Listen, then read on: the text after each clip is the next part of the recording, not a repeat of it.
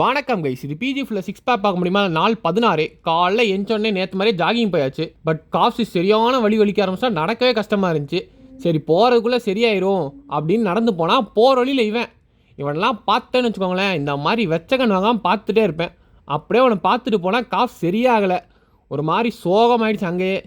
சரி இன்னைக்கெல்லாம் ஓடலாம் முடியாது, நடக்கிறது மட்டும்தான். சும்மா விட்டுருவோமா? காசே இழுத்தாலும் நேத்தோட எக்ஸ்ட்ரா ஒரு ரவுண்ட் ஓடி முடிச்சாச்சு. இன்னைக்கு ஓட முடியாதுன்னு நினைச்சது, பட் ஒன்னே ஒன்று மட்டும் தான் ஸ்ட்ரைக் ஆச்சு. If I can do it for myself then who else will do it for me அப்படின்ட்டு நினச்சிட்டு ஓடிட்டு ஸ்ட்ரைட்டாக ரூமுக்கு வந்தோடனே எல்லா வேலையும் முடிச்சு சாப்பிட போயாச்சு. சாப்பிட்டு ஆஃபீஸ்க்கு போனால் நம்ம பிள்ளைய நிப்பாட்டிட்டு பார்த்தா அவன் இன்னொரு பிள்ளைய பார்த்து வச்சுருக்கான். சரி நீயாச்சும் சந்தோஷமா இருறான்ட்டு ஆஃபீஸ் போய் எல்லா வேலையும் முடிச்சுட்டு ஈவினிங் அப்படியே ஜிம்முக்கு வந்தாச்சு. ஜிம்முக்கு வரதே ஒரு போராட்டம் தான். அதில் முதல் போராட்டத்தை கடந்தாச்சு.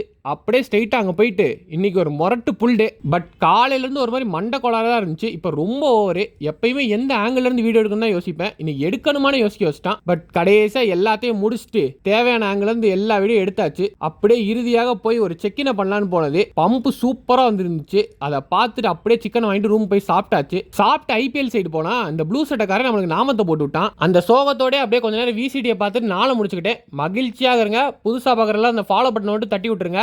உங்களை நாளைக்கு ஒரு வீடியோன்னு சந்திக்கிறேன். போயிட்டு வாங்க.